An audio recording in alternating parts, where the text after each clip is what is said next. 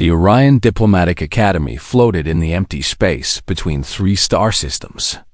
It was a massive station, shaped like a silver flower with petals spreading in every direction. Each petal was a different building.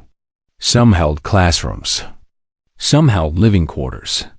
Some held training grounds where students from hundreds of different worlds learned to work together. This was the most important school in the entire galaxy. The students who graduated from here would become ambassadors, peacekeepers, and leaders. They would stop wars before they started. They would build bridges between species that had never spoken to each other. At least, that was the idea. Yuna walked through the crowded hallway, keeping her head down. She was small compared to most of the aliens around her. The Volcari students towered over everyone, their scaled bodies standing nearly 3 meters tall.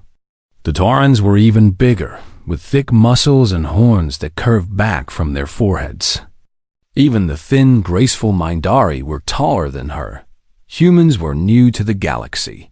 They'd only joined the Galactic Collective 40 years ago, when their first ships had finally reached beyond their own solar system. To most aliens, humans were still a curiosity, a young species, untested, unproven. There were only 12 human students at the academy. Yuna was one of them. She reached her classroom and found her usual seat at the back. The room was shaped like a bowl, with seats rising up in circles around a central platform. Professor Zeleth, a three-eyed creature with purple skin and long fingers, was preparing his notes at the front. The class was called Advanced Conflict Resolution. It was supposed to teach students how to end fights without violence, how to find peaceful solutions to problems, how to understand other cultures and respect their differences. Yuna liked this class. She was good at staying calm. She was good at listening. She was good at finding the right words to make angry people less angry. Her friend Dohan sat down next to her. He was another human student, a quiet young man with kind eyes and a gentle voice. They had met on their first day at the academy and had been friends ever since. "You look tired," Dohan said. "Couldn't sleep," Yuna replied. "The Volcari on my floor were having some kind of ceremony. Lots of drumming." Dohan smiled. "You should complain to the housing office." "And start a diplomatic incident?" "No thanks." They both laughed quietly. Being human at this school meant always being careful, always being polite, always being aware that they represented their entire species. The classroom began to fill up. Students of all shapes and sizes took their seats. Yuna noticed Grothax enter with his usual group of followers. He was a Valkyrie, larger than most, with dark green scales and 4 powerful arms. His eyes were amber-colored, and they always seemed to be looking for trouble. Grothax was the son of a Volcari general. He had grown up in a culture that valued strength and combat above all else. He believed that power was the only thing that mattered. And he believed that humans were the weakest species in the galaxy. He made sure everyone knew it. "Look at them," Grothax said loudly, not even trying to hide his words. He was talking to his friends, but his voice carried across the entire room. The humans, sitting in the back like frightened animals, hiding from everything. Some of the other students laughed. Others looked uncomfortable, but said nothing. Dalhan's hands tightened into fists, but Yuna touched his arm gently. "Don't," she whispered. "That's what he wants." "He does this every day," Dalhan said through clenched teeth. "Every single day. I know." Professor Zeleth called the class to order, and the room fell silent. Today's lesson was about understanding the warrior cultures of the galaxy. The professor explained that many species had traditions of combat and honor that were central to their identity. The Volcari, for example, Professor Zeleth said, gesturing toward Grothax and his companions, have a long and proud warrior tradition. They believe that true character is revealed through conflict. That strength is not just physical, but also mental and spiritual. Grothax sat up straighter, clearly proud to be used as an example.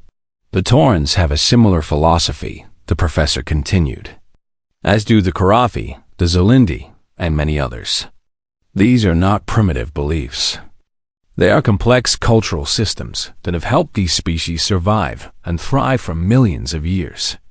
Yuna took careful notes. She found this fascinating. Every species had its own way of understanding the universe.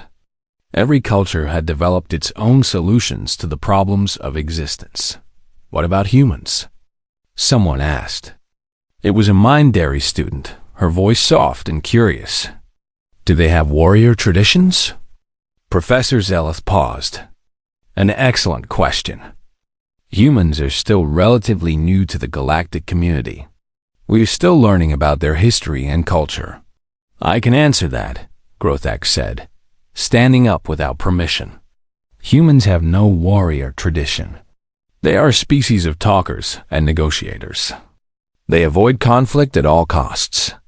They bend to whoever is stronger. The room was silent. Every eye turned toward the human students. Yuna felt her heart beating faster, but she kept her face calm. She had learned long ago to control her emotions, to never show weakness, to wait for the right moment. That is one interpretation, Professor Zeleth said carefully, though perhaps an incomplete one. Is it? Grothax walked toward the center of the room, enjoying the attention. Look at them. Look at how they sit there, taking insults without response. Where I come from, that is the behavior of prey, of creatures that exist only to be hunted. Dalhan started to stand, but Yuna pulled him back down. Please, she said quietly. Trust me. I'm tired of trusting, Dohan whispered. I'm tired of being humiliated. Yuna understood. She was tired too. Every day, they faced these insults. Every day, they were reminded that humans were seen as lesser, weaker, unworthy. But Yuna knew something that Grothax did not. Something that most of the galaxy did not understand about humans. They were not weak. They had simply learned, after thousands of years of destroying each other, when to hide their true nature. They had learned that showing teeth was not always the best strategy. That patience was its own kind of weapon. Yuna's grandmother had taught her this. Her grandmother, who had survived 3 wars on Earth, who had learned to kill before she learned to read, who had trained Yuna since she was old enough to walk. Someday, Yuna knew, Grothax would push too far. And when that day came, she would teach him what humans really were. But not today, not today. She simply sat quietly, took her notes, and waited. 3 weeks passed, and nothing changed. Every class, Grothax found new ways to insult the human students. Every class, Yuna sat quietly and let the words wash over her like water over stone. She had become very good at pretending not to care. But inside, something was building. A pressure that grew a little stronger every day. A fire that burned a little hotter every time Grothax opened his mouth. Today was different. Today, Grothax seemed restless. He had lost a training match the day before, defeated by another Valkyrie student in front of his followers. His pride was wounded. He needed to feel powerful again, and humans were easy targets. I heard something interesting, Grothax announced, walking to the center of the classroom before Professor Zeleth had even arrived. Something about our little human friend in the back row. Yuna did not look up from her tablet. She continued reading, her face perfectly still. They say her family were warriors on Earth, Grothax continued. Marines, they called them. Soldiers who fought in their little human wars. He laughed, and his followers laughed with him. Can you imagine? This tiny creature from a family of warriors? Some of the other students shifted uncomfortably. Even they could feel that Grothax was going too far today. There was something dangerous in his voice. Something cruel. Maybe she inherited their fighting spirit, one of Grothax's friends said mockingly. Maybe she show us some human combat moves. Yes, Grothax said, his amber eyes fixed on Yuna. Show us, little human. Show us what your warrior blood looks like. Stand up and face me like your ancestors supposedly did. The room fell completely silent. This was no longer just insults and mockery. This was a direct challenge. In Valkyrie culture, ignoring a direct challenge was the greatest dishonor possible. Yuna still did not move. Her pen continued writing on her tablet. Her breathing stayed calm and steady. Doan leaned close to her. What are you doing? He whispered. He's calling you out directly. I know, Yuna said quietly. You have to respond somehow. If you don't, I know. Grothax took a step closer, then another. His massive body cast a shadow over the human section of the classroom. His forearms crossed over his chest, each one thicker than Yuna's entire body. Perhaps she doesn't understand, he said to his companions, speaking loudly enough for everyone to hear. Perhaps humans are too primitive to recognize a challenge when they see one. He leaned down until his face was close to Yuna's. She could smell his breath, hot and sharp. She could see every scale on his green skin. On Valkyris, he said slowly, when someone questions your lineage, you must answer. It is law. It is honor. I am questioning your lineage, human. I am saying that your warrior ancestors would be ashamed of you. I am saying that their blood has turned to water in your veins. He waited. The entire class waited. Finally, Yuna looked up. Her eyes met his, and for a moment, something flickered in those dark human eyes.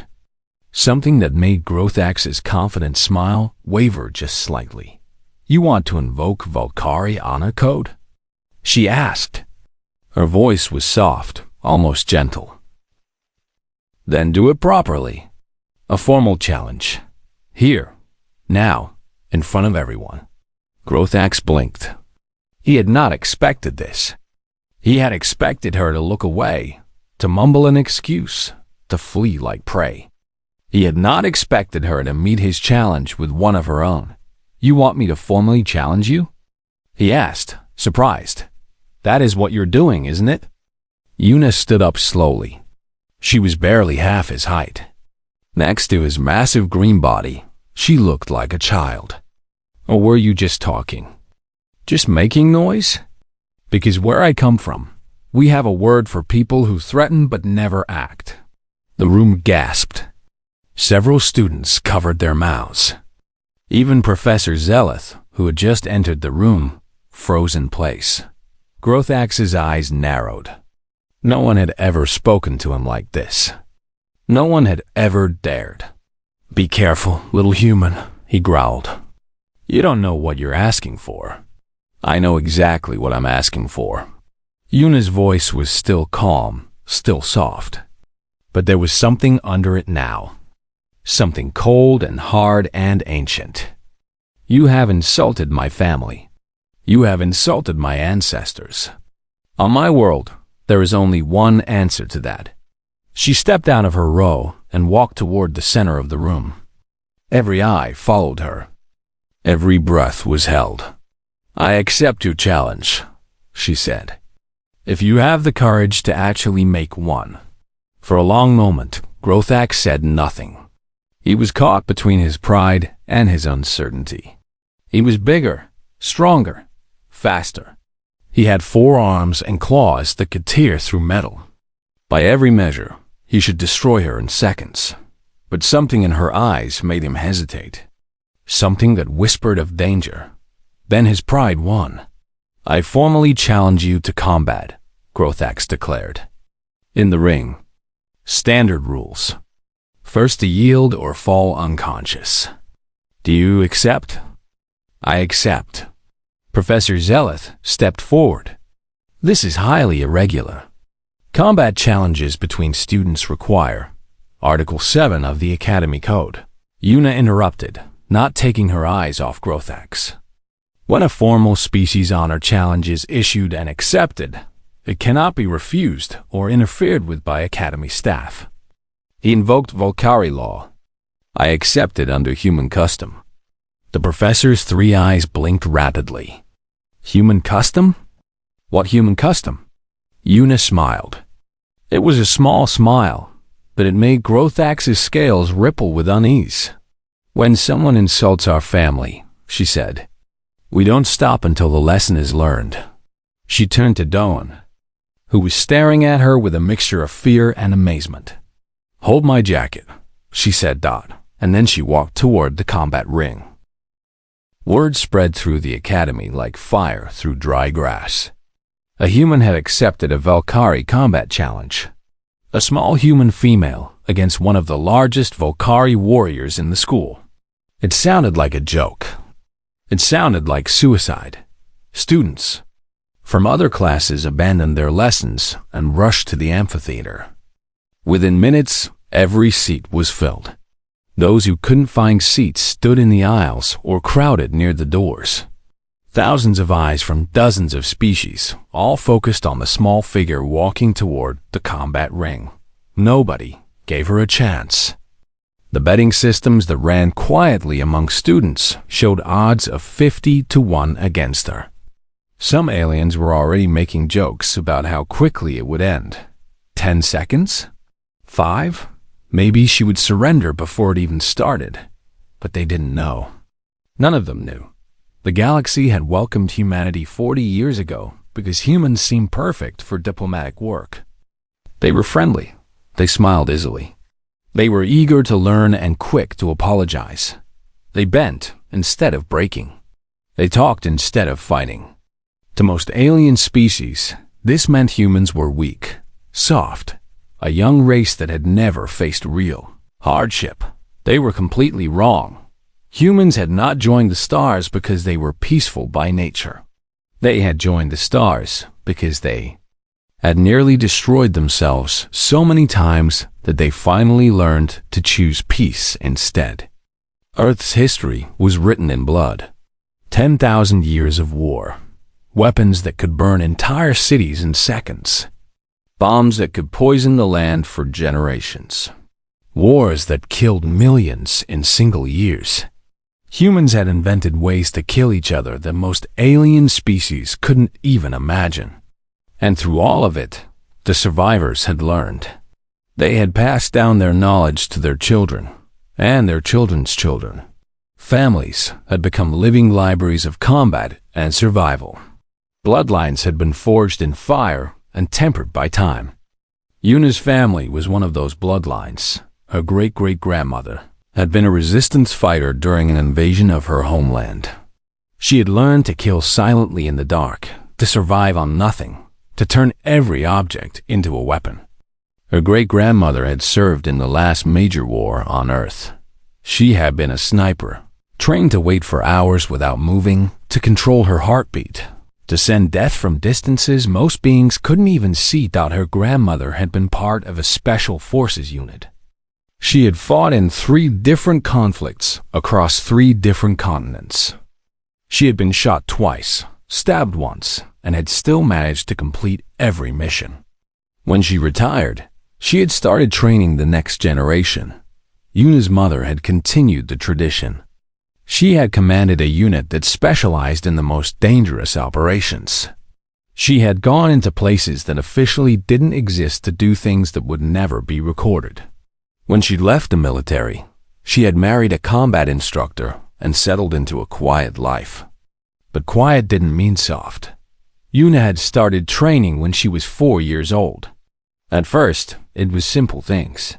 Balance, awareness, how to fall without getting hurt, how to move silently, how to watch and listen and wait. By the time she was 8, she was learning strikes. How to hit the places that hurt most. How to use an attacker's strength against them. How to end a fight in seconds if she needed to. By 12, she was training with weapons, knives, sticks, improvised tools. How to turn a pen into something deadly. How to use her own body as a weapon. By 16, she had surpassed most adult fighters on Earth. Her grandmother had tested her against trained soldiers, and she had won. Not because she was the strongest or the fastest, but because she understood something that many fighters never learned. Fighting wasn't about power. It was about patience. About seeing the moment before it happened. About knowing exactly where to strike and when. Her grandmother had also taught her the most important lesson of all. The best fight was the one you never had to have. True warriors didn't seek conflict. They prepared for it, trained for it, but only used their skills when there was no other choice. For years, Yuna had lived by this teaching. At the academy, she had absorbed insults without responding. She had let Growth X and his followers mock her, belittle her, call her weak. She had swallowed her pride again and again, because she knew that fighting wasn't always the answer, but there were limits. When Growth X had insulted her family, he had crossed a line that couldn't be uncrossed. Her ancestors had bled and died to keep their families safe. Her grandmother had fought through wars to protect the people she loved. To sit quietly while their memory was mocked was something Yuna simply couldn't do. Now, as she approached the combat ring, she felt the training rising up inside her. Memories of 10,000 practice sessions. The voice of her grandmother in her ear, calm and steady. The knowledge of exactly how fragile bodies were, how easily they could be broken if you knew where to press. Duhan caught up to her before she entered the ring. His face was pale with worry. Yuna, you don't have to do this. We can find another way. She took off her academy jacket and folded it neatly. Beneath it, she wore a simple black shirt. Her arms were thin and pale, but if you looked closely, you could see the lean muscles beneath the skin. You could see the faint scars from years of training. Yes, I do, she said quietly. He'll hurt you. He's twice your size. He has 4 arms and claws, and I know what he has. Yuna looked at Dawn, and for a moment, her expression softened. Trust me, Dawn. I know what I'm doing. How can you be so calm? Yuna smiled, but there was no warmth in it. It was the smile of someone who had accepted what was coming and made peace with it. Because my grandmother prepared me for this my whole life, she said. And because Growth Axe has no idea what's about to happen to him. She handed Dawn her jacket and stepped into the ring. The crowd fell silent. The fight was about to begin. The combat ring was a circle of light, 10 meters across. The floor was made of something hard but slightly soft, designed to prevent serious injury from falls. Force fields at the edges would keep the fighters inside until one of them yielded or lost consciousness. Growth Axe entered from the opposite side, his 4 arms spreading wide as he flexed for the crowd. His followers cheered. His scales gleamed under the bright lights. He looked like a monster from ancient stories, huge and unstoppable. Yuna stood still in her corner. She didn't pose or flex. She didn't look at the crowd.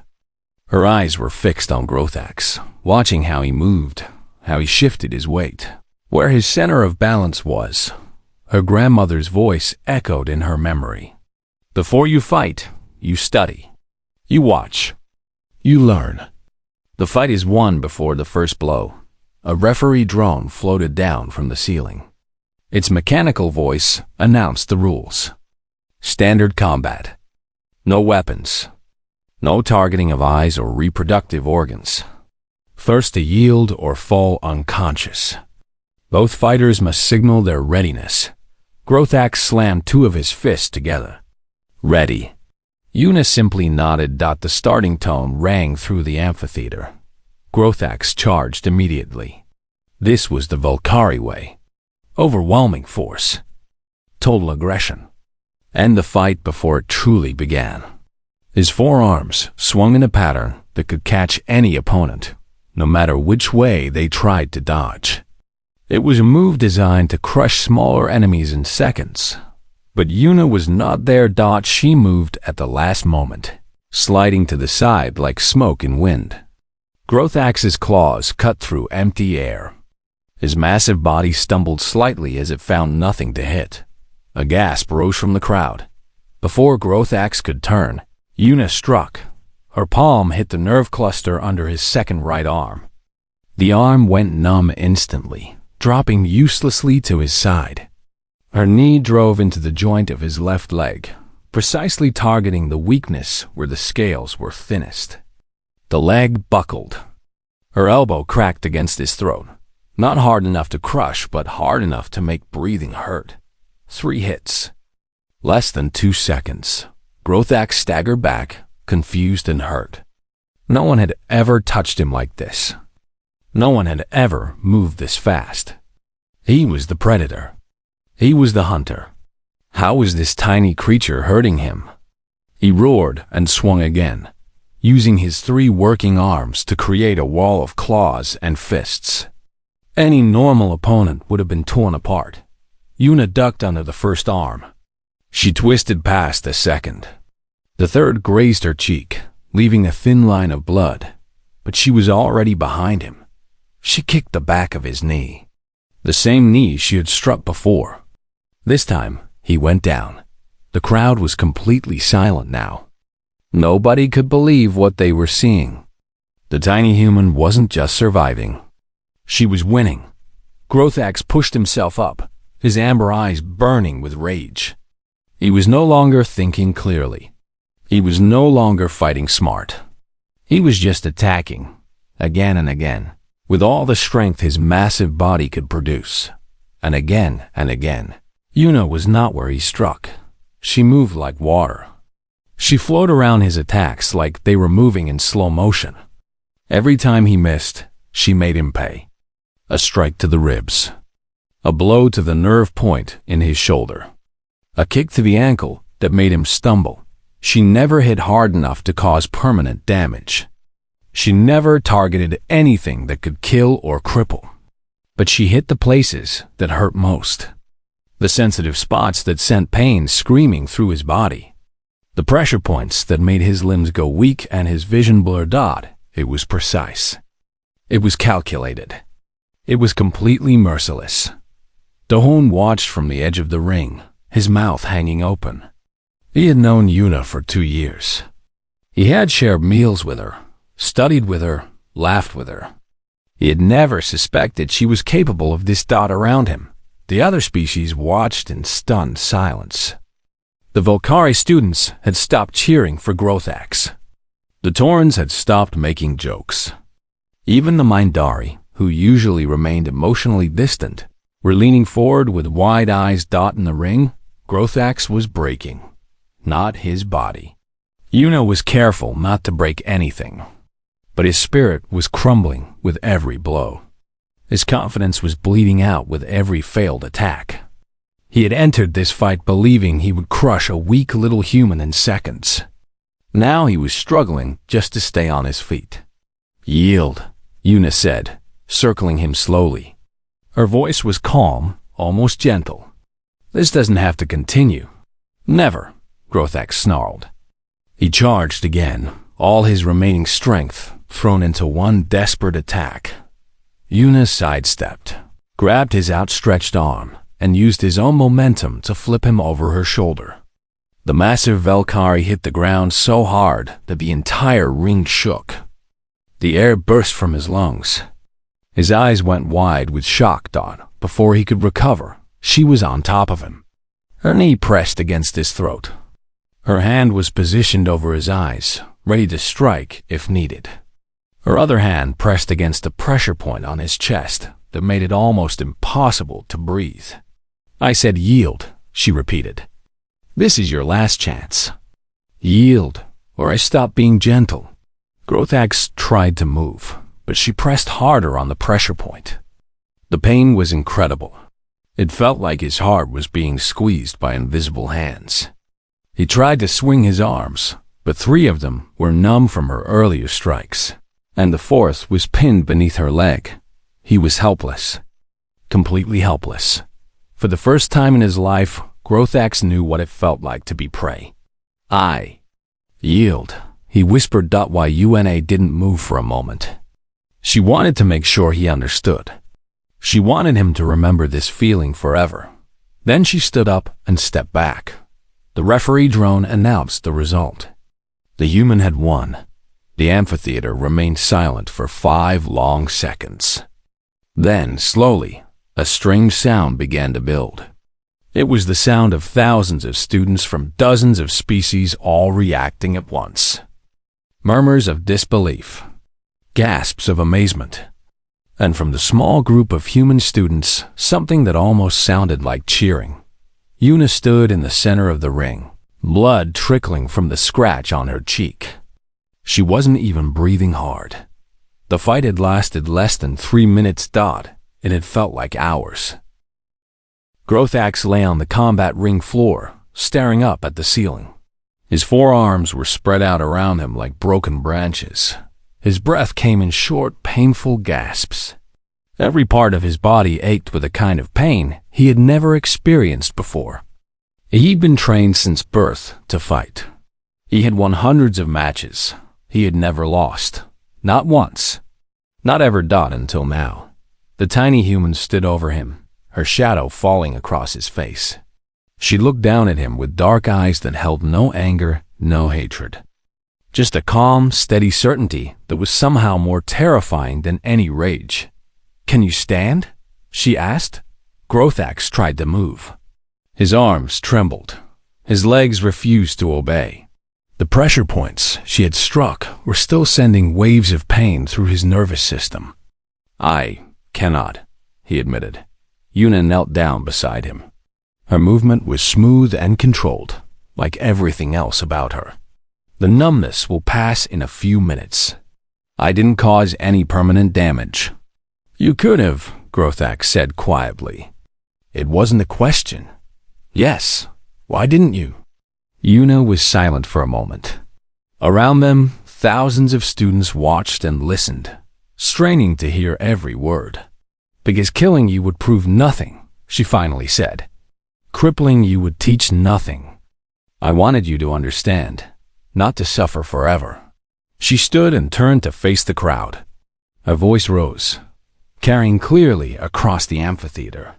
"My species spent 10,000 years learning how to kill each other. We got very, very good at it.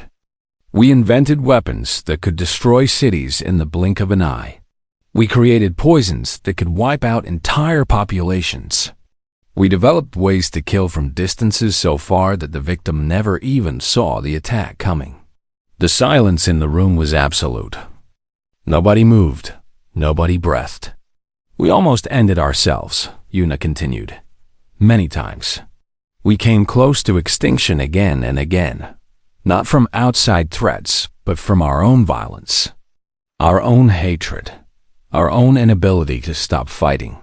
She paused, letting her words sink in. Then something changed. We looked at what we had become, and we were horrified. We saw the graves we had dug, the cities we had burned, the children who would never be born because we had killed their parents. And we decided to try something different. She looked around the room, meeting the eyes of as many students as she could. We learned to talk. We learned to listen. We learned to find solutions that didn't require bloodshed. Not because we forgot how to fight. Not because we became weak. But because we finally understood the true cost of violence. She turned back to Grothax, who had managed to push himself up to a sitting position. "When we came to the stars, we chose to be peaceful. We chose to be diplomatic. We chose to smile and negotiate and compromise. Many species saw this and thought we were soft, thought we were prey, thought we were easy targets." She extended her hand to him. "They were wrong. We are peaceful by choice, not by nature. We are diplomatic because we know what happens when diplomacy fails. We bend because we have learned that those who refuse to bend often break." Grothax stared at her hand for a long moment. In Velkari culture, accepting help from someone who had defeated you was the ultimate admission of inferiority. It was saying, without words, that they were your better. But Una wasn't asking for that. "This isn't about dominance," she said, as if reading his thoughts. "This is about respect. I don't want you beneath me. I want you to understand that we are equals, that my people deserve the same dignity as yours." Slowly, painfully, Growthax reached up and took her hand. She pulled him to his feet, steadying him when he wobbled. "I have never been defeated," he said quietly. "I don't know how to process this." "You will," Una replied. "And when you do, you'll be stronger for it." My grandmother always said that losing teaches more than winning ever could. Your grandmother sounds like a wise warrior. She was. She also killed more enemies than most people can count. But she always said that her proudest achievement was the fight she prevented. The deaths that never had to happen because she found another way. Growthax nodded slowly. For the first time since she had met him, there was no arrogance in his amber eyes, no mockery, just a deep, thoughtful respect. "I apologize," he said, loud enough for the crowd to hear. "I apologize for my words about your family. They were spoken in ignorance. Your ancestors would be proud of you." The crowd murmured in amazement. A Valkyrie apologizing publicly was almost unheard of. It was an admission of wrong that went against everything in their culture. But Growthax had learned something today, something that would stay with him for the rest of his life. Una bowed her head slightly. "I accept your apology, and I hope that from now on we can treat each other as fellow students, as equals working toward the same goal." "The goal of peace," Growthax said. "Yes, the goal of peace. The goal of making sure that no species ever has to learn the lessons mine learned the hard way." She turned and walked toward the edge of the ring, where Dohan was waiting with her jacket. He held it out to her, his hands trembling slightly. "That was," he started, then shook his head. "I don't have words." "My grandmother would be proud," Una said quietly, taking the jacket. "She taught me that move, the one that ended it." "Will you teach me?" Una smiled, and this time it was a real smile. Warm and genuine and full of affection for her friend. "Maybe someday, but I hope you never have to use it." As they walked out of the amphitheater together, the crowd finally began to react. The murmurs grew into conversations. The conversations grew into debates. Within hours, the story would spread across the entire academy. Within days, it would reach the broader galaxy. The humans weren't weak. They had never been weak. They had simply been waiting, watching, choosing their moments, and now everyone knew it. In her quarters that night, Una sent a message to her grandmother on Earth. It was short and simple. "I had to use the training today. I hope I made you proud." The response came back an hour later, crossing the vast distances of space in a burst of quantum communication. "You always make me proud. But remember, the best victories are the ones that prevent future fights. Make him your friend, and you will have truly won." Una smiled and put her tablet away. Tomorrow, she would find Growthax and invite him to study together. Tomorrow, she would begin the harder work of building a bridge where there had been only walls, because that was what her family had always done. Fight when necessary, but build whenever possible, and always make sure that the lessons of the past were never forgotten.